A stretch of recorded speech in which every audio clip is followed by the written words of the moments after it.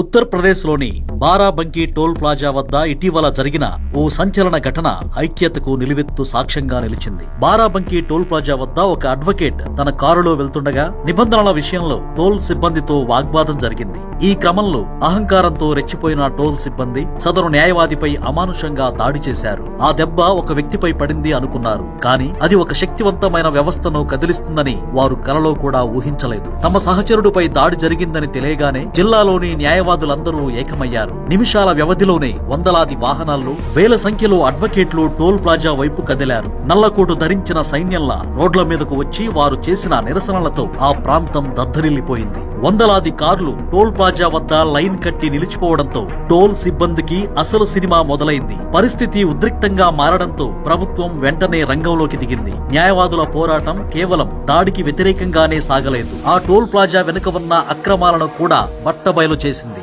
నిబంధనలకు విరుద్ధంగా నడుస్తున్న ఆ ప్లాజాను తక్షణమే తొలగించాలని వారు పట్టుబట్టారు. న్యాయవాదుల ఐక్యత, వారు చూపిన ఆధారాల ముందు అధికారులు దిగిరాక తప్పలేదు. దాడి జరిగిన కొద్ది గంటల్లోనే ఆ టోల్ ప్లాజాను శాశ్వతంగా తొలగిస్తూ ప్రభుత్వం అధికారిక ఉత్తర్వులు జారీ చేసింది. నిన్నటి వరకు దౌర్జన్యంగా వసూలు చేసిన ఆ టోల్ గేట్ నేడు నామరూపాలు లేకుండా పోయింది. న్యాయవాదులు అంతటితో ఆగలేదు. దాడి చేసిన వారికి చట్టం అంటే ఏంటో చూపించాలని మరో సంచలన నిర్ణయం తీసుకున్నారు.